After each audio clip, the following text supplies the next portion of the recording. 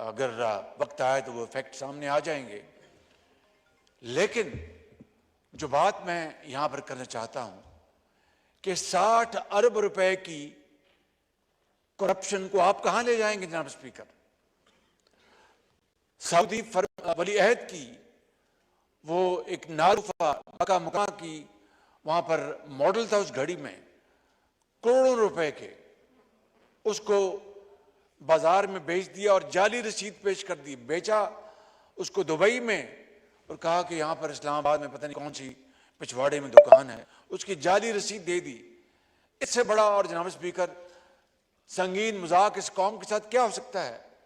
हमारे ब्रादर मालिक के जो सरबराहान है उनके साथ और क्या संगीन मजाक हो सकता है? और 60 अरब रुपए की करप्शन के नतीजे में जब आपने नहीं, मैंने नहीं, इस गवर्नमेंट ने नहीं, नैब ने नोटिस वारंट जारी किया। और मैं बात यहां पर बड़ी जिम्मेदारी से इस मस्जिद में करना चाहता हूं, फिर बिला खौफ तरदीद कि बाखुदा मुझे भी इल्म नहीं था कि नैब ने ये वारंट जारी किए हुए हैं। वो कोर्ट में उनकी गिरफ्तारी हुई।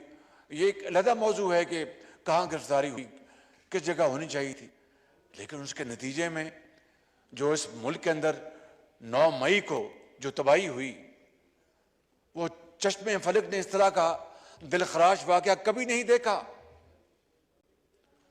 जनाब स्पीकर, 60 अरब को मामूली बात है? यहां पर पूरी मुतहद्दा अपोजिशन को दीवार के साथ लगा दिया गया जाली मुकदमात में, कहीं कोई गमला नहीं टूटा। किस तरह उनको घसीट कर ले जाया जाता था और क्या क्या वो जेलों में होता था। खुद इमरान नियाजी लाहौर वारिद होते थे जब कोई ऑपोजिशन का मेंबर जाके वो कोटलखपत जेल में वहां पर गिरफ्तार होता था, तो खुद आकर वहां पर हदायत देते थे। इस हद तक उनकी जाती अना की तस्कीन के लिए वहां पर पहुंचते थे।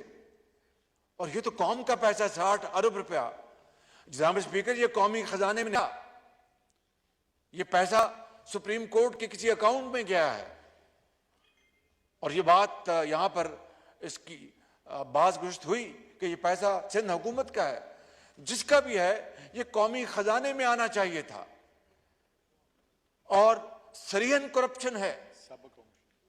कैबिनेट ने उसको लिफाफे को बिना देखे उसके ऊपर फैसला लिया गया अपना बजोर बाजू कि जनाब आप फैसला दें।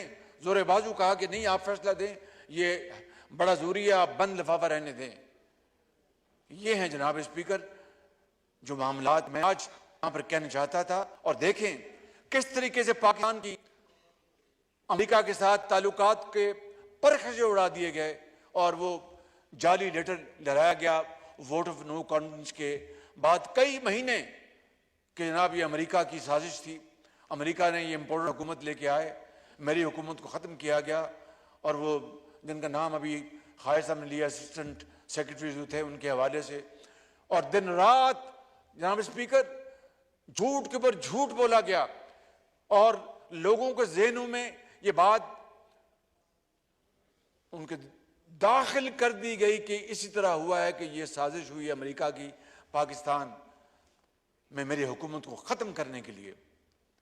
और आज जिस तरह डिफेंस मिनिस्टर साहब ने कहा कि अब उनको फ़ोन किए जा रहे हैं कि जनाब मेरी मदद करो, उसी अतार के लोंडे से दवा लेते हो। जनाब स्पीकर, ये अंदाज़ा करें किस तरह पाकिस्तान की खारजा पॉलिसी नहीं, हमारे ताल्लुकात को बर्बाद कर दिया गया।